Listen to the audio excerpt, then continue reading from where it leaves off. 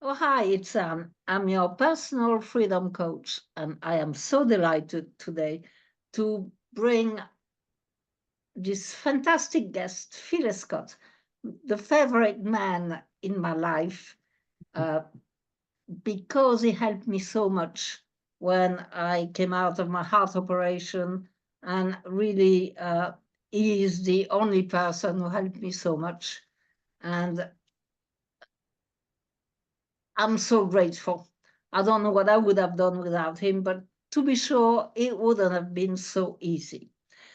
So I asked Phil to come today because I would like to talk about emotions. I think emotions is something that I had no idea how to handle.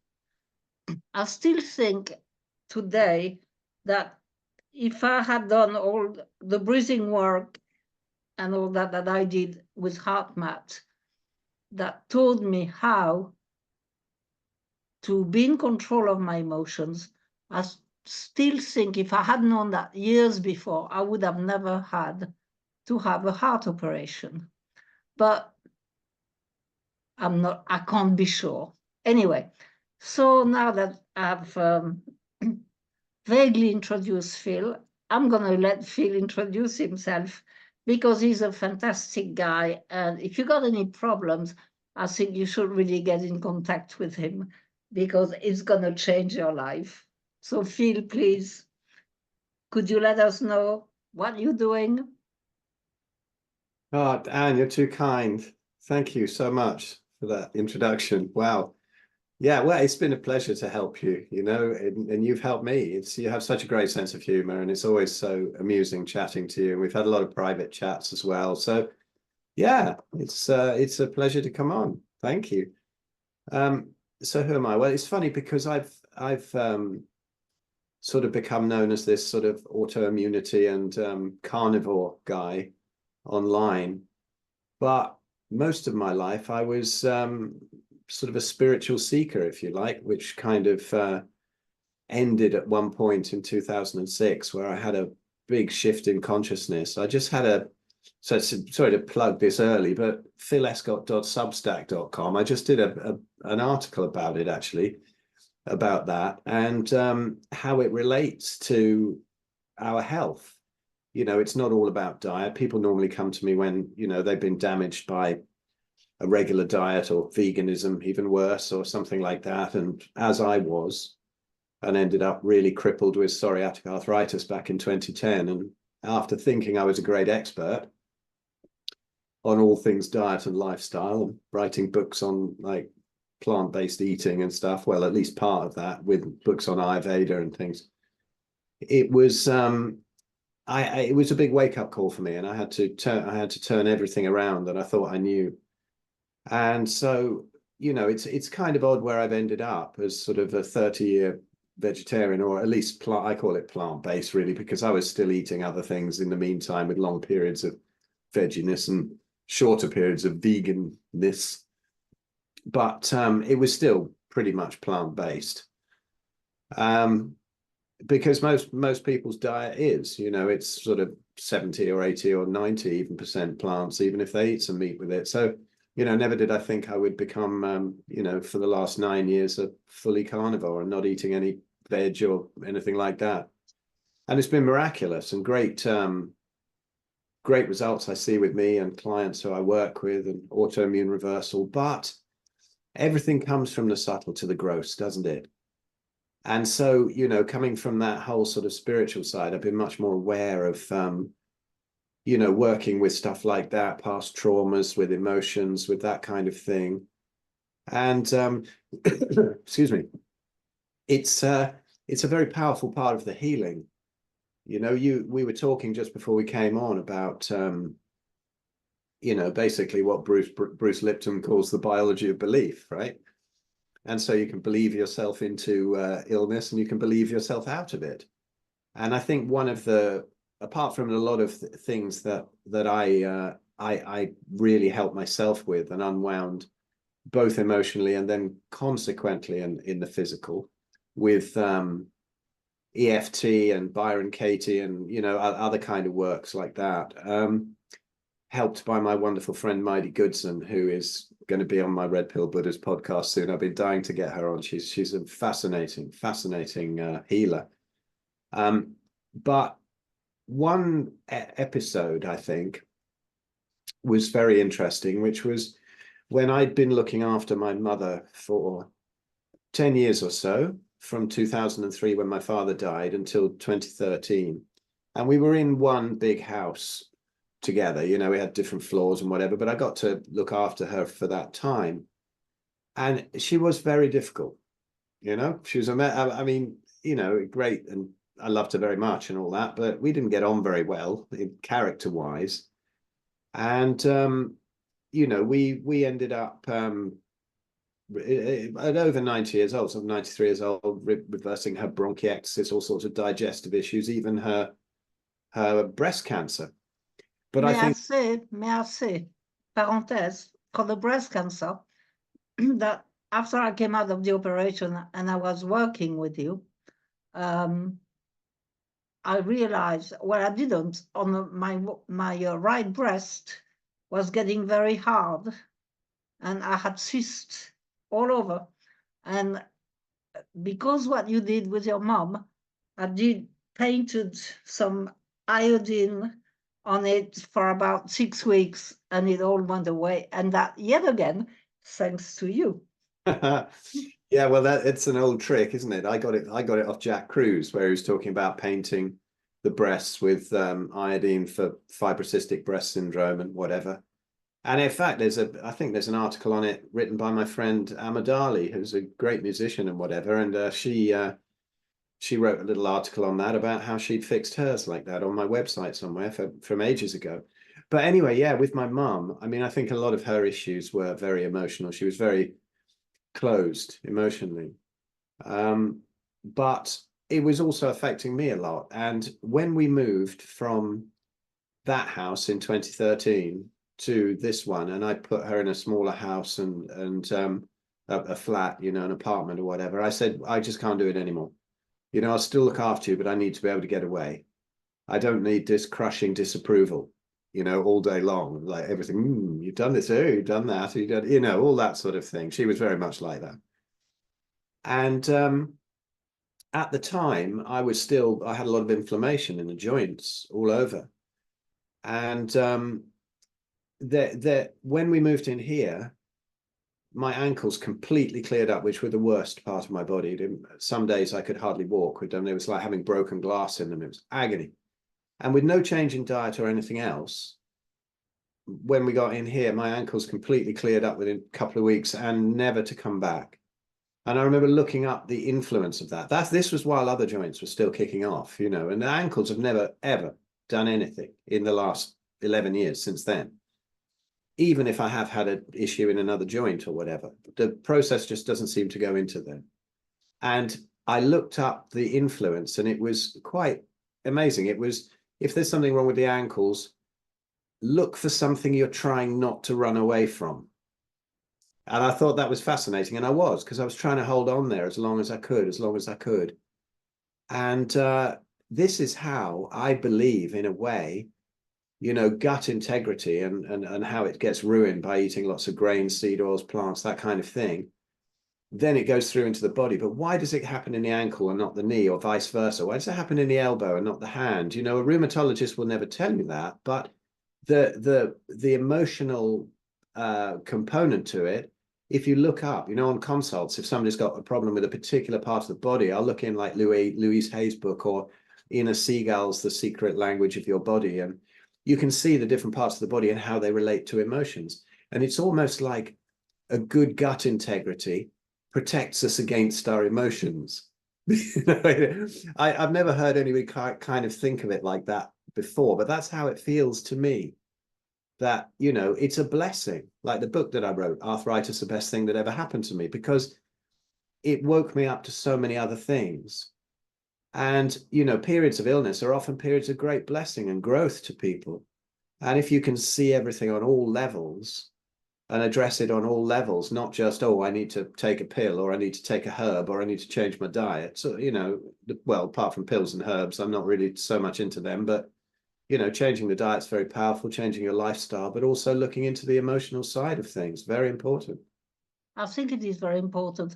I remember buying your book, and it took me a year to get really interested in the last chapters, and the last chapters being all about the emotions and all the, you know, all related to emotions. I think people can be so sick, become so sick, just because, of course, because of what they eat, and changing what they eat is a very good thing, but really because they do not know how to deal with their emotions. I never knew how to deal with my emotions. It was so bad. By the time I got to 12 years old, my mother was taking sleeping pills and all that. I swallowed a whole bottle, not because I wanted to die, but I wanted her to love me. And, you know, waste of time. If people are not going to go, they're not so inclined, it's not going to happen. But who teaches you how to deal with all those things when you're a kid? And then as you grow up, like it never happens, unless we find out for ourselves, how does it work? I don't know. I Well, don't think it does.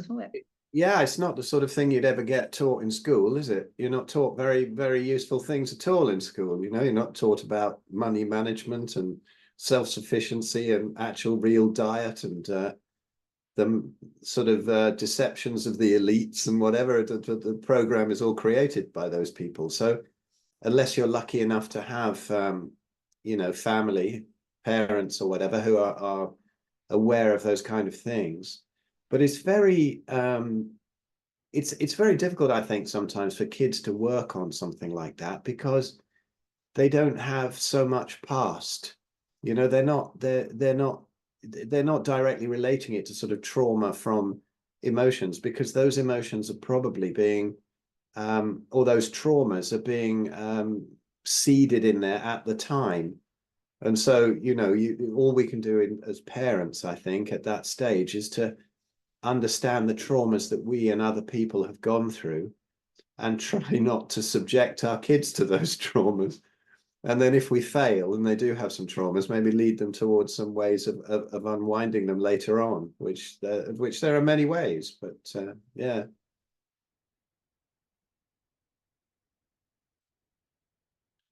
You're There, muted. definitely. Yeah. What I like with HeartMath is that they do program for kids, because Oh, they think if they get into school and they are bullied or anything like that, which happens at a very young age, just the teaching of the breathing is sort them out completely, because it just gives them a blank canvas. It stops them reacting to what's happening to them, which we all do. And once you are in your neutral place and you got a blank canvas, you can then see the situation that will not be tainted by the emotion. And then you can see it in a much more positive way for yourself. And they had amazing results with kids. Just to pass it on. I love that so much. It saved my life. That I'm a proponent of. I don't understand why people can't make the effort, but that's only me. Mm. No, that's brilliant. If there are sort of ways of structuring it with kids, that's great, because it's the same with adults, really, in a way, isn't it? That, you know, that old saying, be here now, and it's trotted out and nobody really understands what it means. But on the level of trauma and worry, I mean, I remember the days back in sort of 1979 to 82 or so. I was pretty much schizophrenic. I damaged myself with so much tripping on LSD and psilocybin mushrooms, enormous doses in too short a time, that I ended up just, you know, as a psychotic, really, sort of drug-induced psychosis. Wake up in the morning And I'd think, oh, I'm kind of okay. Oh, yes, good. Oh, no, I'm not. Oh, no, there's the fear. And then there would be like a cycle of fear.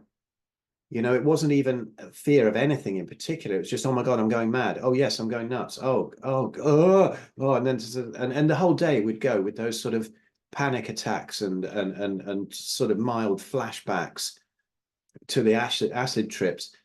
But that is kind of a magnifying glass on what happens to people mostly. It took me a long time to get out of that. I got out of it in stages, really, with meditation, with tapping, with sort of letting go, with healing the gut as well. Probably took 30 years to really stabilize it. I mean, there was one point where you were a pilot, right? But I used to be so terrified of airplanes, I didn't go on an airplane from like 1980 until 1996, I think, because I was just too frightened. And then when I did go on one, the terror. And now I just did some tapping and tapped all that out. And now I can sleep. I mean, last time I went to Thailand, I think I slept pretty much from London to Bangkok. I didn't give a damn about it, you know? And you can really reprogram the brain and leave yourself also sitting with those things for a long time. Now, I heard somebody explain it really nicely the other day on a podcast, and it was when we start freaking out about something, there is a moment where we do freak out, you know, whether it's a worry of money or past trauma, whatever hits us. But then that's normal. But then the constant chronic worry about it that carries on after that is not normal. And so we end up going, oh God, I'm worried about money. Oh, now I'm worried that I'm going to be worried about money all day. Oh, yes, and this might happen and that might happen. Instead of that, okay, you get a hit of being worried about money. Great. And as you say, breathing, you know, just say, okay, that's where it ends. I can consider that without the panic from now on. And that's a beautiful skill to have. And we all get caught in it now and again. You know, that 3 a.m. time when you wake up and your head's churning over about something you're worried about. And it can go on for half an hour before you go, oh, hang on a minute. Just breathe, just meditate, whatever. You know, my son Tom is here, who lives in Thailand now, and it's really sad. He's been here for a month and he's going home tomorrow, so I'm going to miss him loads because he's amazing to have around. I have, you know, 2 younger kids at the moment of 9 and 15, and Tom's 34 from my marriage ages ago, and he's really getting into this breathwork thing, you know, and took us on this breathwork journey of our ancestors and whatever. And it is so powerful. It was like sort of 2.5 hours or whatever. Detta was there, my missus, and we all did this breathwork thing together. And it is just incredibly powerful, you know, what can be done with the breath. It's interesting, actually, because we've got that Spanish thing coming up, and there'll be Natasha Campbell-McBride and Sophia Clements, Anthony Chafee there in October in Spain. And Tom will either be there or he'll hook up on Zoom and do a breathwork thing. I'd love to see what effect it'll have on them, if I can persuade them to come and have a go at it, you know, and stop talking about meat for a couple of minutes. But yeah, very, very powerful, those breathing techniques for sure. Yeah. What is really special about the heart one is that you have to go through the heart. You know that we got a brain in the heart, and it got a frequency that is 10 times as big as what we have in the brain. And the reality is, if we ask our heart for an answer, when we have a problem, it stops all the little monkey mind up there, because we have so many stories, so many beliefs. Some don't even go with each other. So it's just like a battle in the brain that goes on with and blah, blah, blah, and blah, blah, blah, and blah, blah, blah. And the reality is we're getting nowhere. So that has to be shut down. And then by imagining you breathe through the heart, then that shut down completely. And from there, whatever problem you have, the first thing we do is that we acknowledge how we feel mentally, physically, because very often it can feel somewhere in the body, and emotionally. And then keep doing the breathing, bring a positive emotion easy, an easy emotion that you will get to find just like that, because it's something you can remember all the time. You never had a bad experience there. And then you ask your heart, and within 20 minutes, sorry, 20 seconds, just the cat's making a mess next. Sorry. Qu'est-ce qu'il y a, petit chat? Oh, you are a terror. You just get an answer. It is amazing. And it doesn't mean that the first time you do it, you're going to get an answer for everything. But it's like a muscle that the more we do it, and the easier it gets. And I mean, to me, it's fabulous. But HeartMath, I got to say, well, I'm talking a lot about them because they saved my life. They saved my life to the extent that when I had to go for my open heart operation, I was as cool as a cucumber thanks to the breathing. And when I got with the anesthetist, he couldn't find my vein. I ended up taking his hand and the hand of his assistant, doing the breathing together, because I could feel how stressed he was for not finding the vein after 10 minutes. And after we did that breathing, the needle went in, and then don't ask me because I was long gone. But to be able to do that, you know, I can't think of anything else. But that's me. Yeah, well, you know, the heart is so important, and it is much more than we think it is. It's funny how cardiologists think that it's just a pump, but then again, is it a pump at all? You know, when at our last event that Ben and I put on in the Peak District, the War on Health, and we had the amazing Dr. Sarah Pugh speaking, and she's become a good friend. She's absolutely wonderful, but she gave a talk on how the heart wasn't a pump. And, you know, it says, what is there, 23,000 kilometers of capillaries or something in our body, and a pump that size could not push the blood around all of them. And sometimes the capillaries are smaller than the actual cells, the red blood cells, white blood cells, whatever. How can they get them through? So, you know, her explanation, it was wonderful. That it's a sort of a vortex and a sort of toroidal field, and the energy of it goes out a long way, and it's very different to what we've been taught. The energetic power of the heart. It's I wish I could get her to talk about that and put it up somewhere. You know, I have to do another episode with her or whatever and go into the heart. But it was beautiful because she's not only disproving the fact that it's a pump on a physical level, but also going into the whole energetic and spiritual side of the heart. And techniques that bring that in and put the awareness on the heart are very, very important.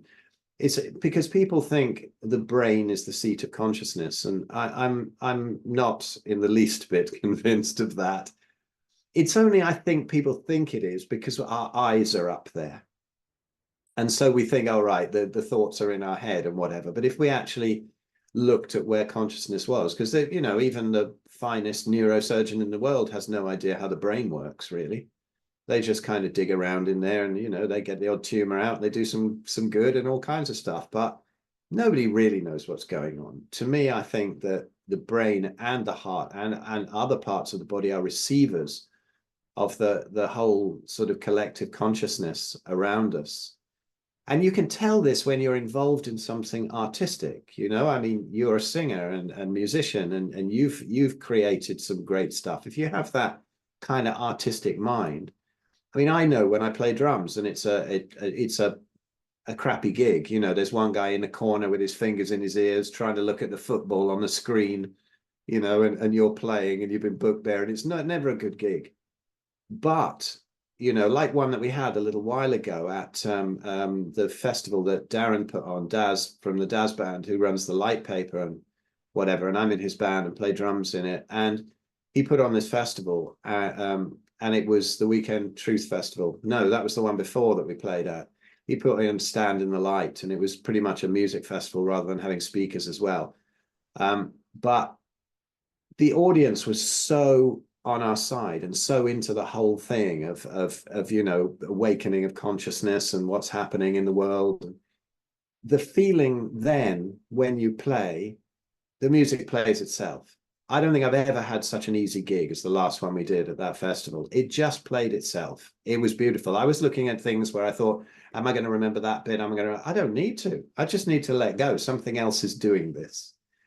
And I think this is what you can see through music, and how often musicians are really quite spiritual, because they can feel this process of what they call being in the zone, if you like, or you know, that point where everything comes through you and you think, well, that wasn't me.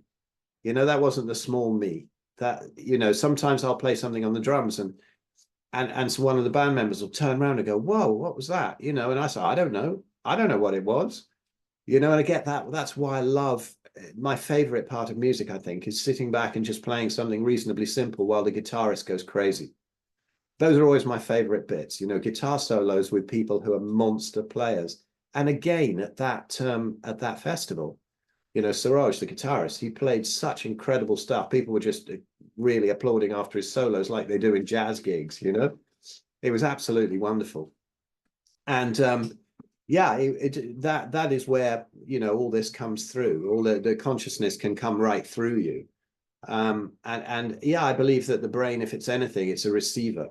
It's not the seat of consciousness at all.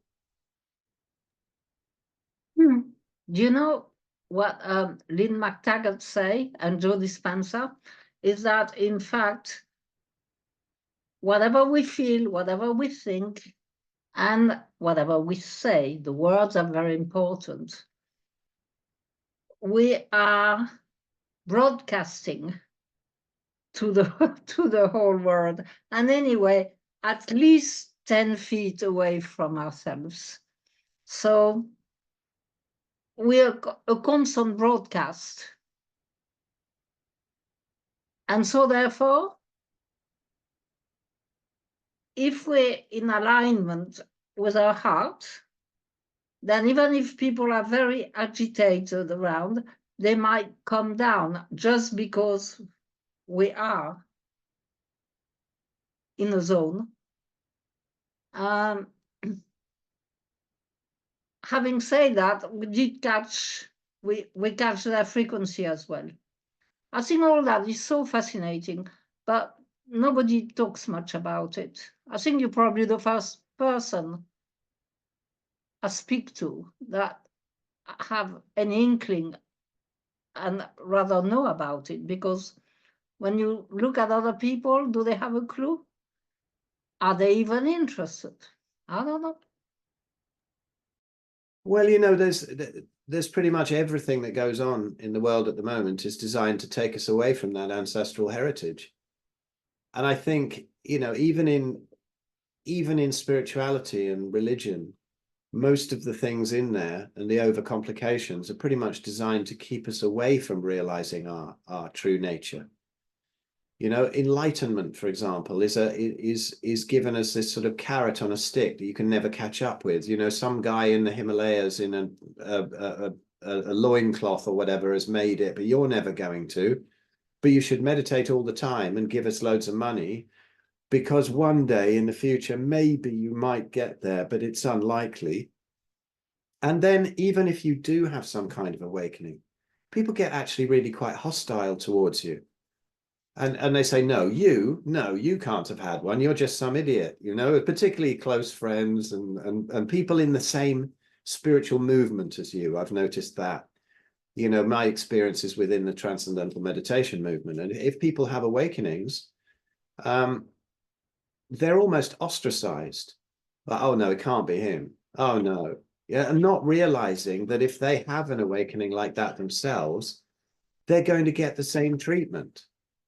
You know, it's like when vegans give up veganism and they get really attacked, and they don't realize that when their health fails and they give up, they're going to get attacked as well. So oh, you were never vegan, you didn't do it properly, you would all those kind of things, because a vegan is a vegan for life.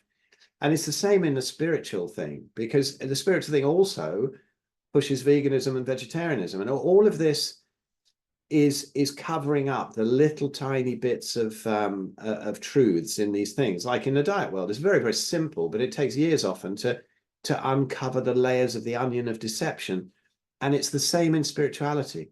You know, the core thing of it is wonderful. And it was such a relief to me in 2006 when I had what I would call an awakening, but it's a very subtle thing. But I had to remember, I had to sit down on that wall in the garden, and I was out there, and I just thought, there it is, there's everything. And it was at the moment, it happened at the moment where I let go of being a yogi that I thought I was. You know, I'm not going to go into the dome anymore, which is the place where they will go and meditate and do their hopping around, their yogic flying and whatever. And, I thought, I'm letting go of it, because I was really into it, did it for years. And then one day I was just feeling I don't really want to do it anymore. And I moved back onto the dome site with my mum, and whatever. Well, after my dad died.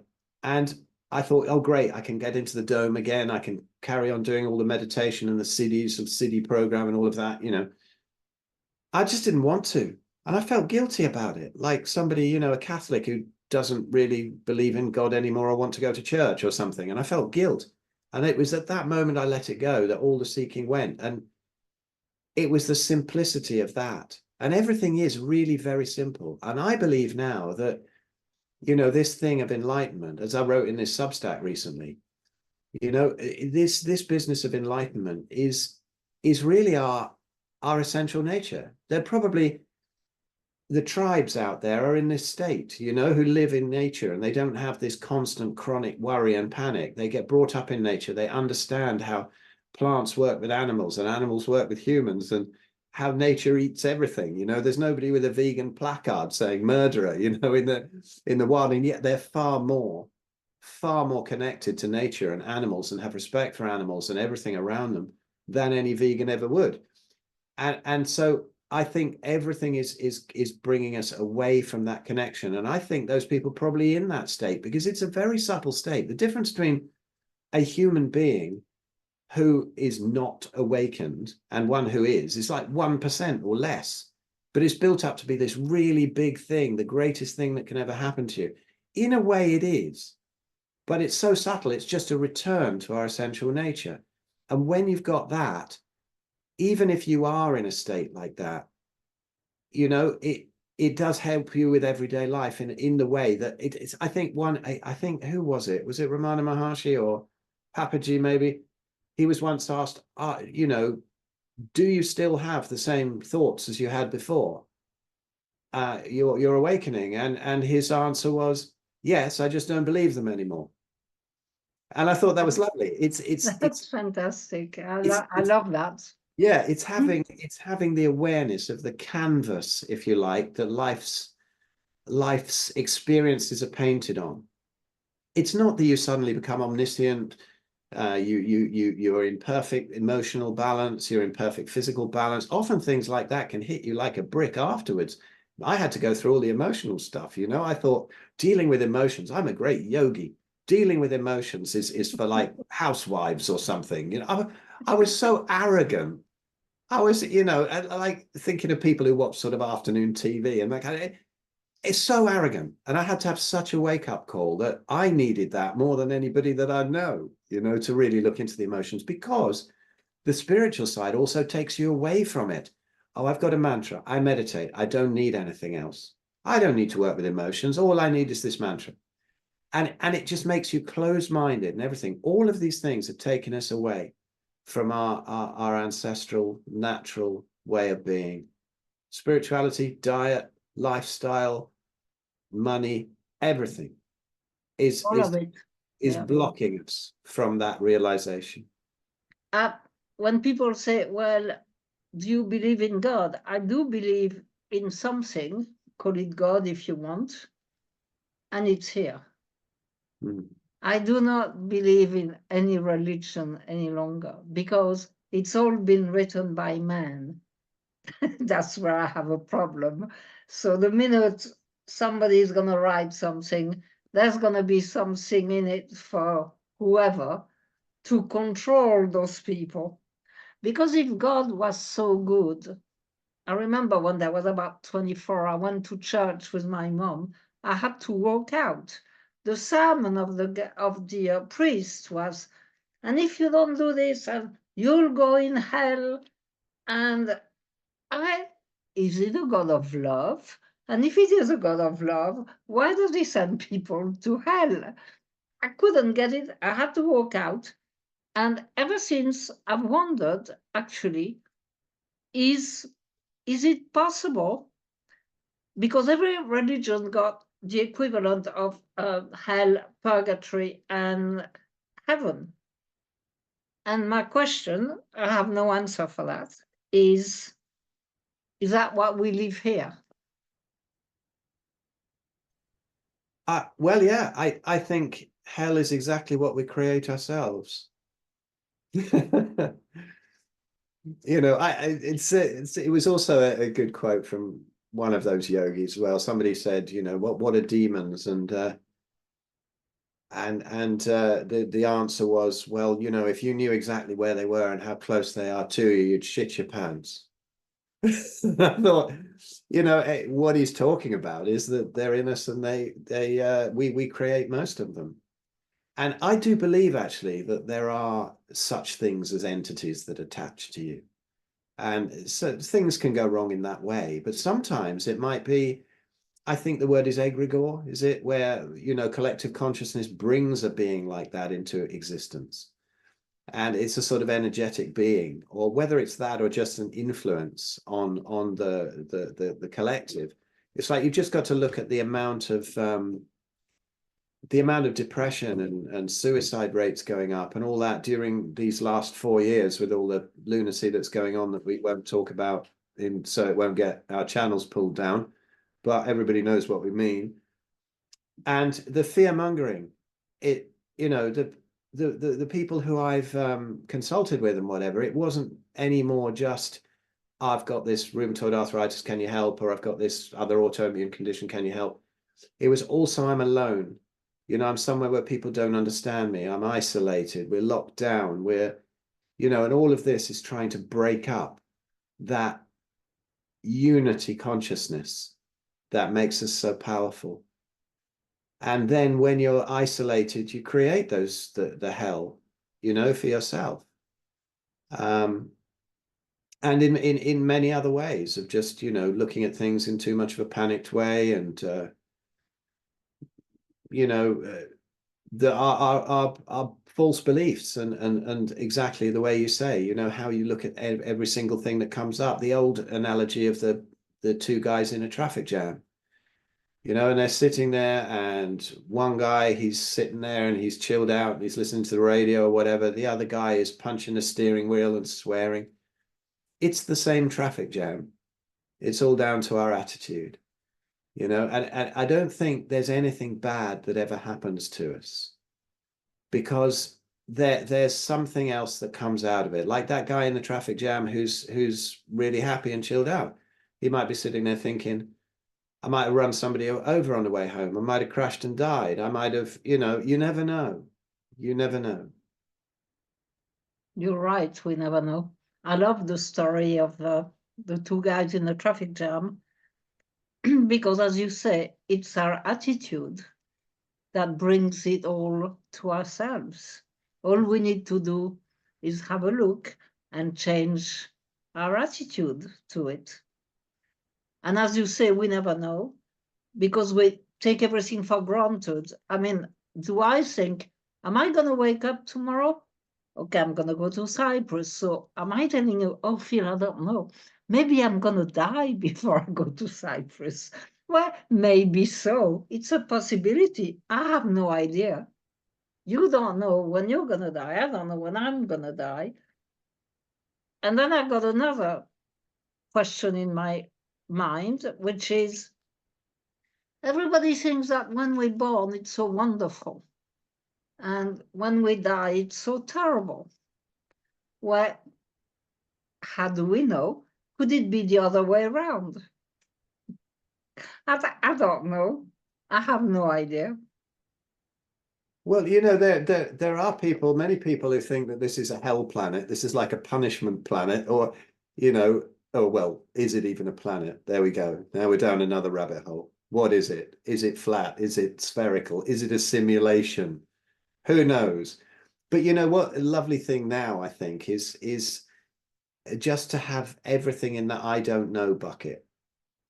People are the biggest problem, I think, over the past few years has been division and hostility between factions and whatever, left, right, red, blue, all this sort of thing, anti-vaxxer, COVID enthusiast, all these sort of things. There's been this terrible division, and it's the same. It's the same with everything. So yeah, I just think that to have the ability to say it doesn't matter what somebody else thinks. There was a beautiful meme a little while ago during all this nonsense, and it was a guy being loaded into an ambulance, and it said man in critical condition after somebody had a slightly different opinion.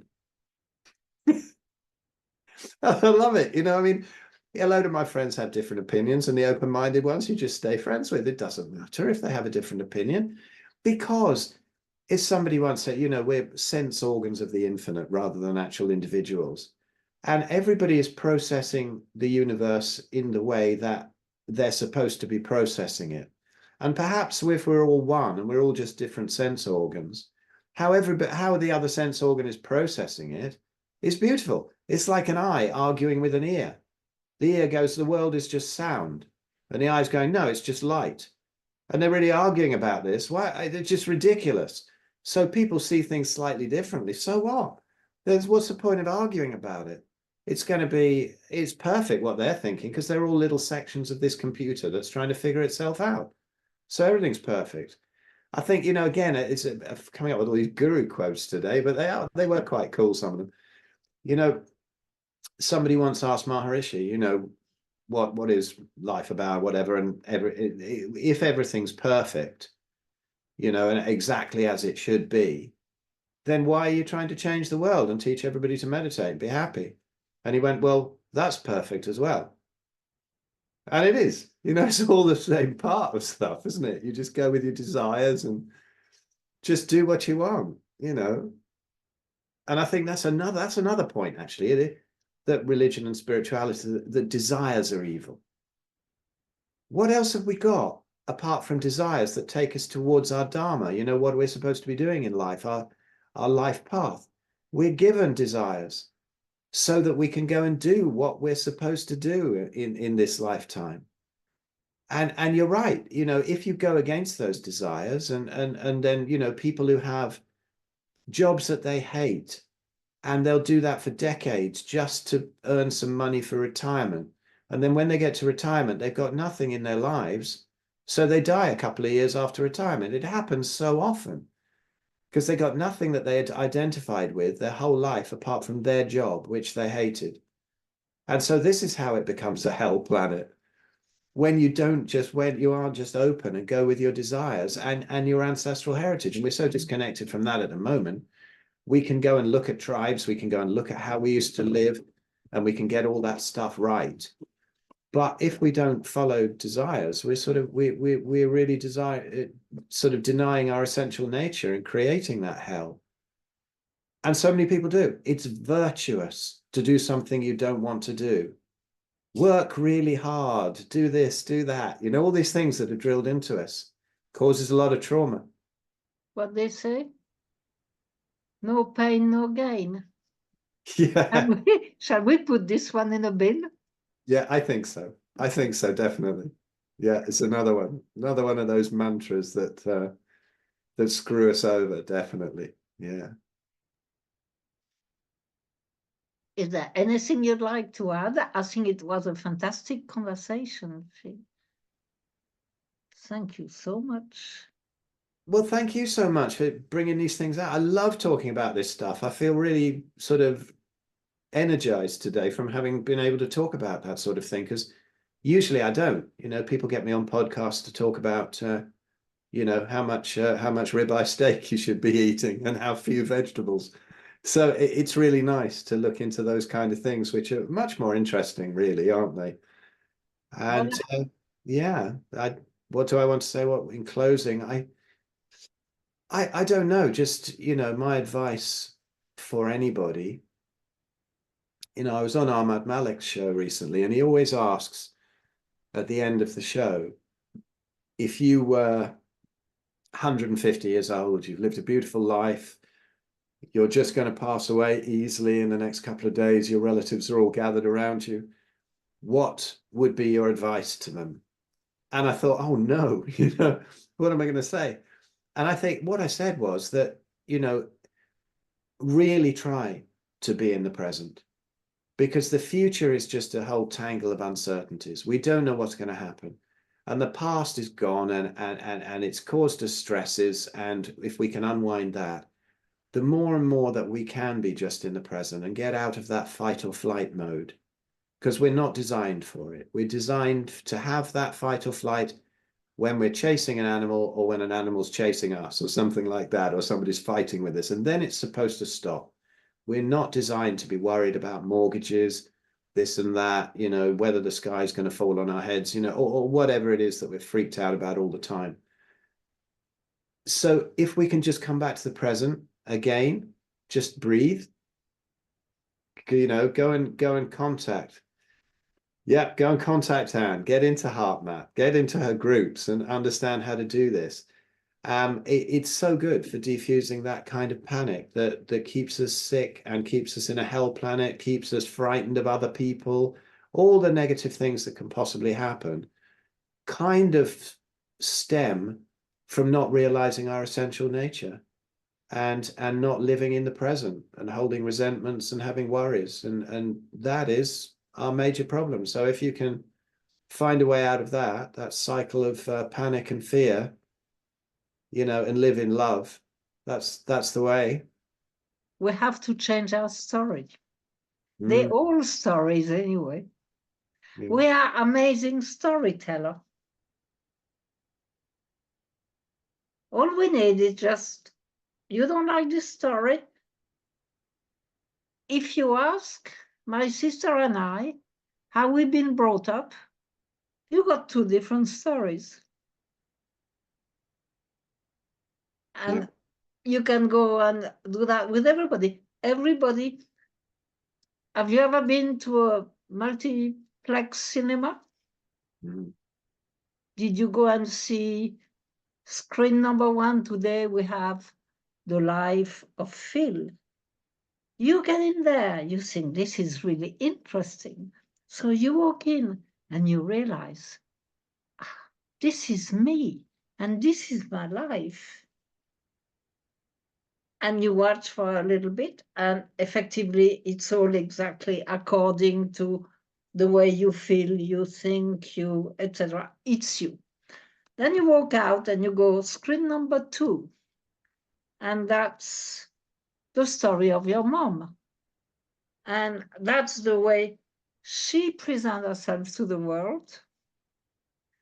And then how she sees you. And you hear say, I dare she sees me like that, honestly. And you see that the way she sees herself is not the way you see her. And the way she sees you is not the way. Shall we continue to all the screens with your kids, with all your family, with your friends? And that's when we realize how many stories exist in the world. And this is why maybe nobody should kind of take personally what anybody else would think, because what's their story?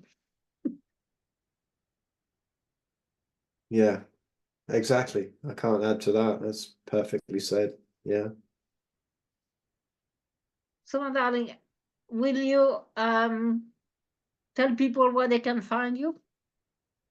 Yes, well, there's, I think philescott.com points to pretty much everything. I'll send you my link tree as well. My Substack, which I'm getting into, I think it's a lovely platform. It's not censored, and that's philescott.substack.com. And there, I also do couple of calls a week for people who are paid subscribers, and you know, they can come along and talk about their autoimmunity or metabolic things or stuff like this. You know, it's great to have that kind of tribe. Big Fat Challenge and whatever that's still there that you can subscribe to, which has a huge wealth of information. My YouTube channel and stuff. I'll send that to you and you can put it underneath. But listen, I would also love to put this on my channel. So please say where people can get you.